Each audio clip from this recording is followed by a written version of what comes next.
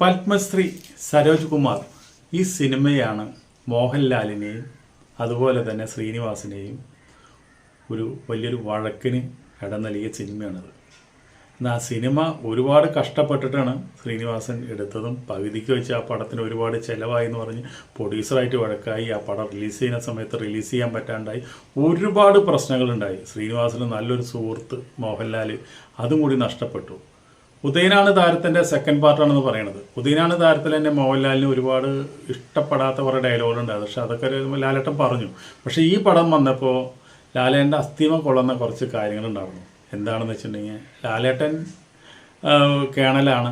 ആ കേണൽ പദവി എങ്ങനെ കിട്ടി? കൈക്കൂലി കൊടുത്ത് കിട്ടി. അതുപോലെ തന്നെ മറ്റു പല മാർഗങ്ങളിൽ കൂടി വാങ്ങിച്ച് എന്ന് പറഞ്ഞിട്ടാണ് ആ പടത്തിൽ കാണിക്കുന്നത്. അത് ആരോ ലാലേട്ടനോട് പറഞ്ഞു, ഇങ്ങനെയൊക്കെ അതിൽ കാണിക്കുന്നെന്ന് പറഞ്ഞു. ലാലേട്ടൻ എന്ത് പറഞ്ഞാലും ലാലേട്ടന് യാതൊരു പ്രശ്നമില്ലാത്ത ആളാണ്. പക്ഷേ ഒരു കേണലായുള്ളൊരു വ്യക്തി, ലാലേട്ടൻ ഈ കേണൽ പദവി കാശ് കൊടുത്ത് മേടിച്ചതാണെന്ന് പറഞ്ഞപ്പോൾ ലാലേട്ടൻ അത് ഒരുപാട് വിഷമം ഉണ്ടായി. അതിൽ ശ്രീനിവാസൻ എന്ന് പറയുന്ന ഒരു വ്യക്തി പറയുമ്പോൾ ലാലേട്ടൻ അതിനേക്കാളേറെ വിഷമം ഉണ്ടാവും. ലാലേട്ടൻ ശ്രീനിവാസനെ വിളിച്ചിട്ട് പറഞ്ഞു, അല്ല ഇങ്ങനെ ഒരു സംഭവം എടുക്കണ്ടെന്ന് പറഞ്ഞു. അതിലിപ്പോൾ ഇങ്ങനൊരു പോർഷൻ ഉണ്ടെന്ന് ഞാൻ അറിഞ്ഞു, പക്ഷെ അതൊന്ന് ഒഴിവാക്കിക്കൂടെയും ചോദിച്ചു. അപ്പോൾ ശ്രീനിവാസൻ പറഞ്ഞു, ഇല്ല, അതൊരു ആക്ഷേപ കോമഡി സിനിമയായിട്ട് കണ്ടാൽ മതി, അതിനങ്ങനെ അത്ര ഒരു വിലയൊന്നും കൊടുക്കണ്ട ലാലേ നീ. അതങ്ങനെയാണ് ശ്രീനിവാസൻ പറഞ്ഞത്. അതിൽ വലിയ കാര്യമൊന്നുമില്ല എന്ന് പറഞ്ഞു. പക്ഷെ അത് ലാലേട്ടൻ അത് അത്ര അങ്ങനെ പറഞ്ഞത് അവസാനിപ്പിച്ചു. പക്ഷെ പടം റിലീസായപ്പോൾ അതിൻ്റെ ഉള്ളിൽ എഴുതിൻ്റെ ഡയലോഗുകൾ ലാലേട്ടനെ മാത്രം ടാർഗറ്റ് ചെയ്തുള്ളതായിരുന്നു. ലാലേട്ടൻ ചെയ്യാത്ത വൃത്തികേടുകൾ വരെ അതിൽ മൂപ്പര് വെച്ച് കെട്ടി ഉണ്ടാക്കി കൊടുത്തു.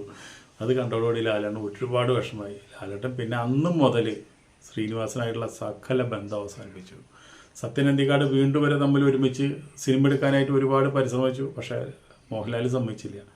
ഇത് കണ്ടപ്പോൾ ഈഗ കയറിയുള്ള ആളാണ് ശ്രീനിവാസൻ പറഞ്ഞു ഞാനും ഇല്ല, അങ്ങനെ പറഞ്ഞു. പിന്നെ അന്നു മുതൽ ഇന്ന വരെ മൂപ്പര് അവർ രണ്ടുപേരും ഒരുമിച്ച് സിനിമ ഉണ്ടായിട്ടില്ല.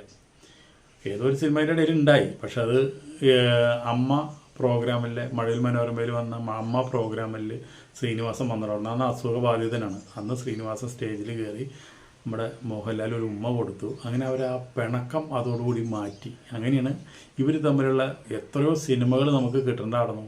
ആ ശ്രീനിവാസൻ ഒരു ജീനിയസാണ്. എന്നാലും അത് ശ്രീനിവാസൻ ചെയ്ത ഒരു കാര്യം ഒരിക്കലും അവരത്രയും സുഹൃത്തുക്കളാണ്, അവരത്രയും വേണ്ടപ്പെട്ടവരാണ്. അങ്ങനെ ഇരിക്കുന്ന ഒരാളെ ഇതുപോലെ കളിയാക്കി അങ്ങനെ ഒരു സിനിമ ചെയ്യാൻ പാടില്ലായിരുന്നു എന്നാണ് എൻ്റെ അഭിപ്രായം. കാരണം എന്താ വെച്ചിട്ടുണ്ടെങ്കിൽ, നമ്മൾ വളർന്നത് വലുതായത് ശ്രീനിവാസനായത് സത്യൻ അന്തിക്കാട് സിനിമകളിൽ കൂടിയാണ്. അതുപോലെ തന്നെ മോഹൻലാലും സത്യൻ അന്തിക്കാട് സിനിമയിൽ കൂടിയാണ് നമുക്ക് എല്ലാവർക്കും ഇഷ്ടപ്പെട്ടത്.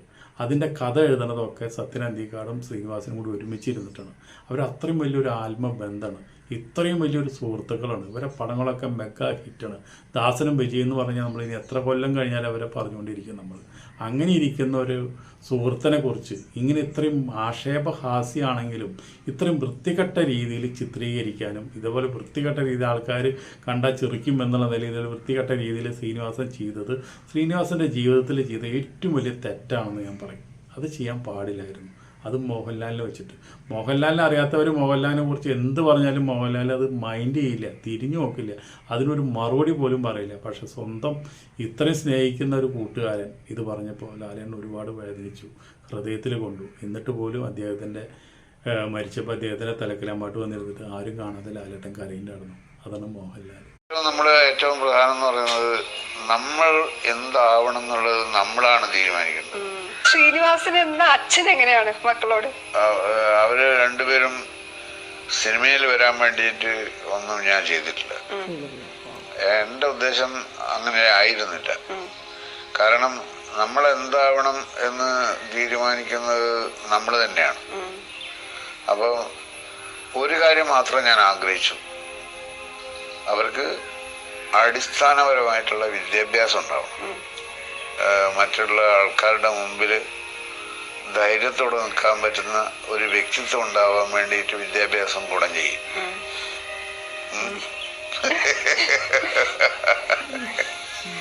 അപ്പൊ അതിനു വേണ്ടിയിട്ടാണ് നമ്മൾ ആഗ്രഹിച്ചത്, അതിനു വേണ്ടിയിട്ടാണ് ശ്രമിച്ചത്. വിനീത് എഞ്ചിനീയറിംഗ് പാസ്സായി കഴിഞ്ഞതിന് ശേഷമാണ് സജീവമായിട്ട് സിനിമയിലേക്ക് വന്നത്. മെക്കാനിക്കൽ എഞ്ചിനീയറിംഗ് നല്ല മാർക്കോടുകൂടി അവൻ പാസ്സായി. ധ്യാനും എഞ്ചിനീയറിംഗ് പഠിച്ചതാണ്, അവൻ പാസ്സായിട്ടില്ല. പക്ഷെ സപ്ലിയാണ് എന്താണെന്ന് അറിഞ്ഞൂടാ.